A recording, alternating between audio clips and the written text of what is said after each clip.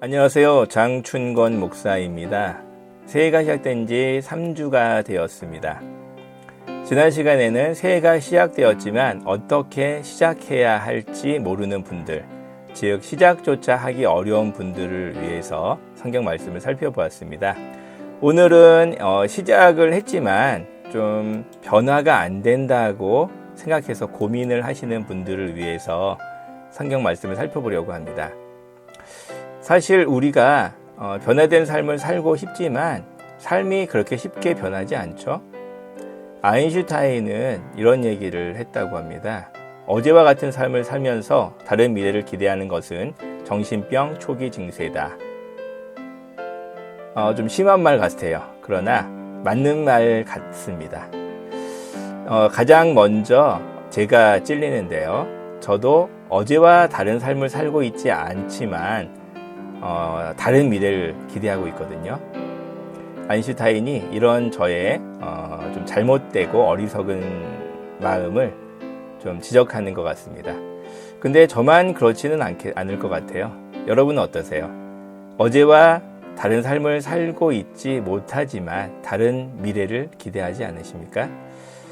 여기에 대해서 좀 힌트를 얻고 싶은데요. 저는 좀 다른 삶을 사는 것, 그래서 다른 미래를 준비하는 것, 어떻게 하면 이것을 할 수 있을까에 대한 힌트를 고영성 씨의 책에서 얻었는데요. 고영성 씨가 쓴 누구나 처음엔 걷지도 못했다라는 책에서 핵심 습관에 대해서 배웠습니다. 그분도 EBS 프로그램을 통해서 이 핵심 습관에 대한 힌트를 얻었더라고요. 핵심 습관이라는 건 뭐냐면은 삶의 모든 영역에 영향을 끼치는 좀 핵심적인 습관을 의미합니다. 이제 볼링을 예로 드는데 볼링에서 중앙에 있는 킹핀이라는 것을 맞추면 나머지 핀들이 거의 다 쓰러진다고 합니다. 그래서 다른 핀을 조준하는 것보다 그 킹핀을 조준하는 것이 효과적이라고 이야기를 합니다. 마찬가지로 우리도 시간과 에너지가 좀 한정돼 있잖아요. 우리가 모든 것을 다 바꾸려고 애쓰다 보면 지쳐서 쓰러질 수가 있죠. 그러니까 핵심이 되는 습관에 좀 에너지를 집중해서 그것을 변화시키려고 할 때 다른 습관들은 자동적으로 변화될 수 있다. 이제 이렇게 이야기하고 있는 것이죠. 하나님께서도 우리의 삶에서 비슷한 일을 하시거든요. 우리의 삶에서 핵심적인 습관을 이제 발견하게 하시고 그것을 변화시켜 주려고 하십니다. 그것을 저는 아브라함의 삶을 통해서 발견을 했는데요. 오늘은 그 핵심 습관을 알려주시고 삶을 변화시켜 주시는 하나님에 대해서 좀 살펴보려고 합니다. 그래서 제목은 어떻게 바꿀까로 정해보았고요. 본문은 창세기 15장 1절에서 7절로 정했습니다. 같이 한 목소리로 읽어보도록 하겠습니다. 같이 읽겠습니다. 시작. 이후에 여호와의 말씀이 환상 중에 아브라함에게 임하여 이르시되 아브라함아 두려워하지 말라. 나는 내 방패요 너의 지극히 큰 상급이니라. 아브라함이 이르되 주 여호와여 무엇을 내게 주시려 하나이까. 나는 자식이 없사오니 나의 상속자는 이 다메섹 사람 엘레셀이니이다. 아브라함이 또 이르되 주께서 내게 씨를 주지 아니하셨으니 내 집에서 길린 자가 내 상속자가 될 것이니이다. 여호와의 말씀이 그에게 임하여 이르시되 그 사람이 내 상속자가 아니라 내 몸에서 날 자가 내 상속자가 되리라 하시고 그를 이끌고 밖으로 나가 이르시되 하늘을 우러러 무뼈를 셀 수 있나 보라.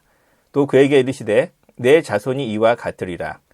아브라함이 여호와를 믿으니 여호와께서 이를 그의 의로 여기시고 또 그에게 이르시되 나는 이 땅을 내게 주어 소유를 삼게 하려고 너를 갈대아인의 우르에서 이끌어낸 여호와니라. 아멘.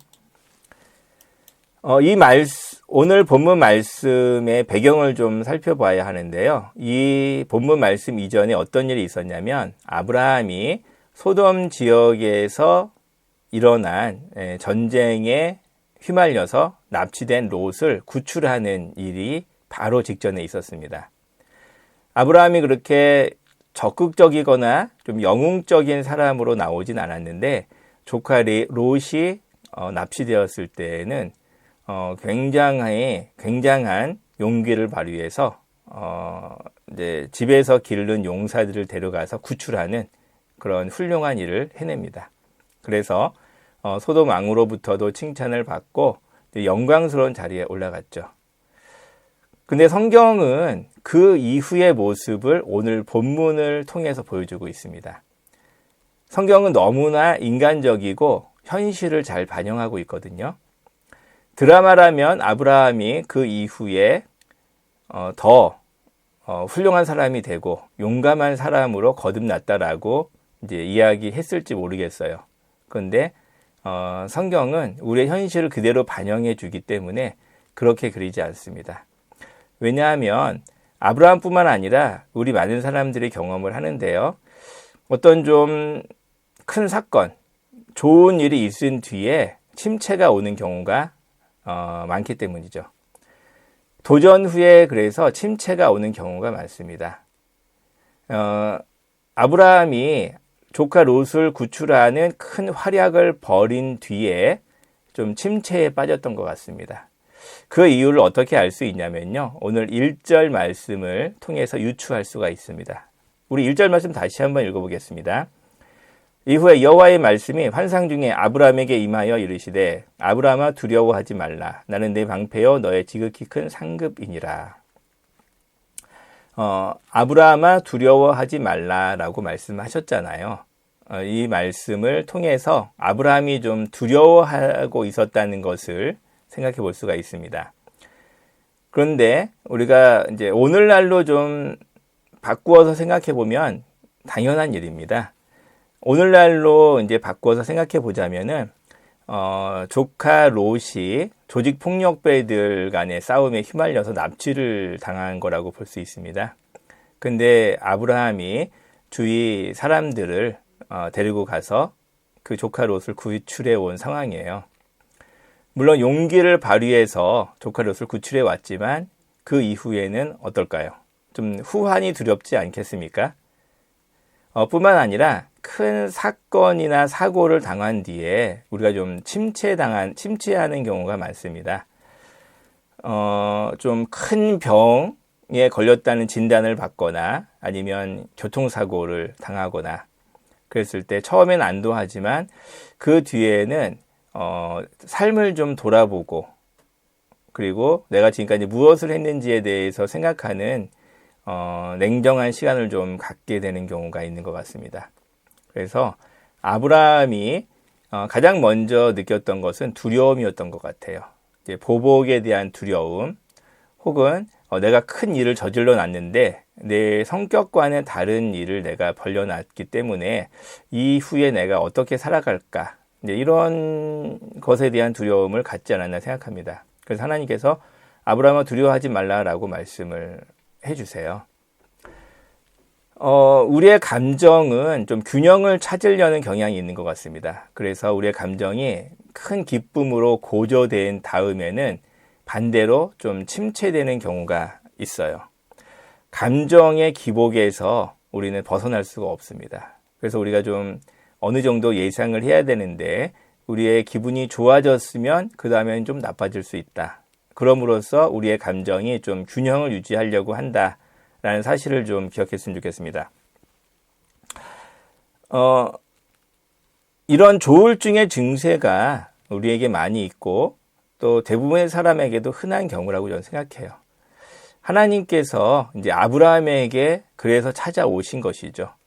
아브라함이 침체에 빠지고 좀 우울한 감정의 상태에 있을 것 같기 때문에 찾아오셨습니다. 하나님은 이렇게 우리의 감정을 잘 헤아리시고 우리를 인도하시는 분이시라는 사실을 알 수가 있죠. 그래서 새해가 되었을 때 뭔가 좀 도전을 통해서 삶을 바꿔보려고 노력을 했는데 잘 안 되면 우리가 침체될 수가 있어요. 그러면 어떻게 해야 될까요? 하나님께서 앞에서 제가 말씀드린 대로 핵심 습관을 바꿔주시는데요. 그게 뭐냐면은 안 보이는 것을 보는 훈련을 아브라함에게 시켜주시는 겁니다. 5절에 보면은 하나님의 그 치유책이 나와 있습니다. 우리 5절을 한번 읽어보도록 하겠습니다. 같이 읽겠습니다. 시작. 그를 이끌고 밖으로 나가 이르시되 하늘을 우러러 무뼈를 셀 수 있나 보라. 또 그에게 이르시되 내 자손이 이와 같으리라. 아브라함이 여호와를 믿으니 여호와께서 이를 그의 의로 여기시고. 아멘. 많은 부분이 생략되어 있기 때문에 우리가 좀 문맥을 살펴야 하는 경우입니다. 아브라함에게 하나님께서 지금 심어주시는 핵심 습관은 뭐냐면요. 보이는 것에만 의지하지 말고 보이지 않는 것을 보라는 것입니다. 보이는 것에만 의존하면은 우리는 감정의 기복, 좀 심하면 우울증에서 벗어날 수가 없어요. 그러니까 조우울증이죠. 기분이 좋았다가 우울해졌다가 이렇게 심하게 요동치는 그러한 상태에서 벗어날 수가 없습니다. 그 원인이 어디 있을까요? 그것은 보이는 것에 의존하기 때문입니다. 물질이라는 것은 굉장히 튼튼하고 확실한 것 같지만 흥망성쇠가 있습니다. 그래서 흥성할 때가 있고 쇠퇴할 때가 있습니다. 그런 것에 우리의 감정을 의지하다 보면 우리는 우리의 감정이 요동치는 것을 막을 수가 없죠. 지금 하나님께서 아브라함에게 보여주시는 건 뭐냐면요. 언약입니다. 하늘을 우러러 무뼈를 셀 수 있나 보라 이렇게 말씀하셨습니다. 그러면서 보이지 않는 하나님의 약속을 믿으라고 말씀을 하셨어요. 여기서 좀 생략된 부분이 있는데 그게 뭐냐면은 하나님께서 아브라함을 처음에 부르실 때에 큰 민족을 이루겠다고 하셨잖아요. 이 언약을 다시 한번 기억나게 하시는 거거든요. 아브라함에게 지금 눈에 보이는 그러한 사람들, 물질들, 환경들에 너무 집착하지 말고 처음에 하나님이 그에게 주셨던 언약을 다시 한번 생각해 보라 이렇게 말씀하고 계십니다. 그리고 아브라함이 여호와를 이제 믿게 됐습니다. 그래서 의로 여기시게 됐는데 이 부분이 좀 중요해요. 그래서 예수 그리스도와 관련해서 이 부분을 좀 살펴보고 싶습니다. 아브라함이 하나님을 믿으니 의로 여김을 받게 되었죠. 근데 이제 이 부분에서 우리가 좀 생각해 보아야 할 점은 뭐냐면 로마서 3장 21절에서 22절인데 로마서에서는 이렇게 말씀하고 있습니다. 제가 한번 읽어보겠습니다. 이제는 율법 외에 하나님의 한 의가 나타났으니 율법과 선지자들에게 증거를 받은 것이라. 곧 예수 그리스도를 믿음으로 말미암아 모든 믿는 자에게 미친 하나님의 은이 차별이 없느니라. 율법 외에 하나님의 한 의가 나타났다고 하셨는데 그것은 곧 예수 그리스도를 믿음으로 말미암아 받게 되는 하나님의 의입니다. 그래서 우리가 앞구절에서 아브라함이 여호와를 믿으니 여호와께서 이를 그의 의로 여기셨다라고 말씀하셨을 때 이 15장 6절에 의로 여기시고에서 이 의는 예수 그리스도를 믿은 결과로서의 의입니다. 좀 비약이 심한 거 아닙니까? 라고 생각하실지 모르겠어요. 근데 이제 비약이 아니라 하나님께서 아브라함을 의로운 자로 여기신 이유는 뭐냐면 앞절을 봤을 때 아브라함이 하나님의 언약을 믿었잖아요. 5절 한번 읽어볼게요. 15장 5절입니다. 같이 읽겠습니다. 시작. 그를 이끌고 밖으로 나가 이르시되 하늘을 우러러 무뼈를 셀 수 있나 보라. 또 그에게 이르시되 내 자손이 이와 같으리라. 무뼈를 보게 하시고 내 자손이 그 별들처럼 많아질 것이다 라고 하나님이 말씀하셨어요. 지금 아브라함의 상황은 어떤 상황이냐면요.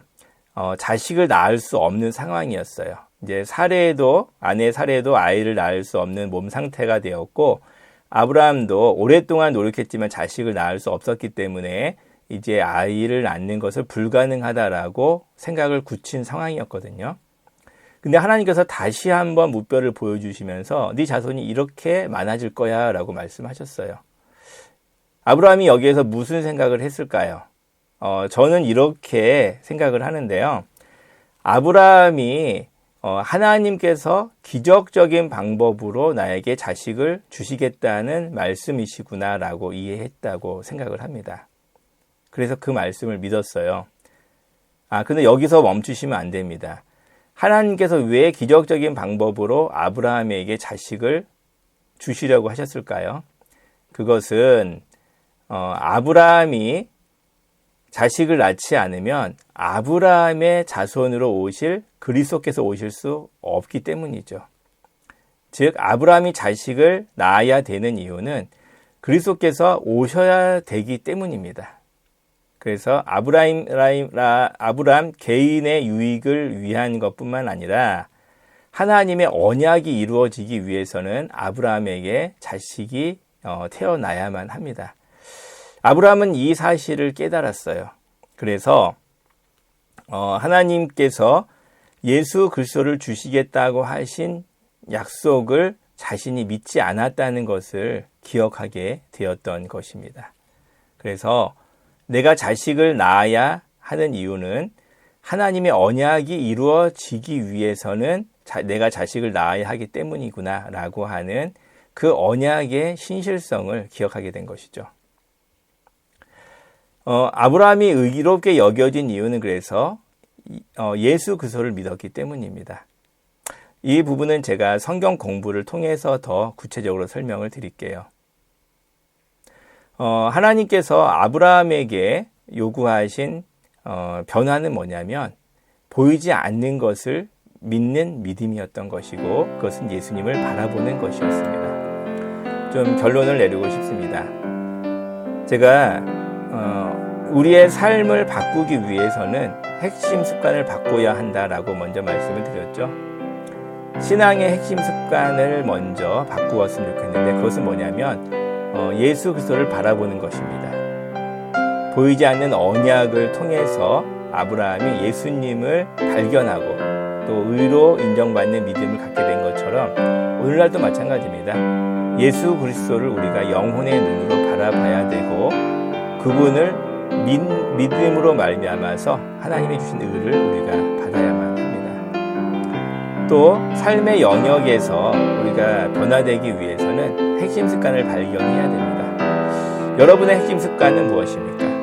그 핵심 습관을 발견하고 거기에 집중해서 그 습관을 바꿈으로 말미암아서 삶의 모든 영역을 바꾸는 여러분 되시기를 주님의 이름으로 축원드립니다. 새해에는 그래서 우리가 지혜롭게 우리 에너지와 자원을 사용해서 우리의 삶을 변화시켰으면 좋겠습니다. 감사합니다.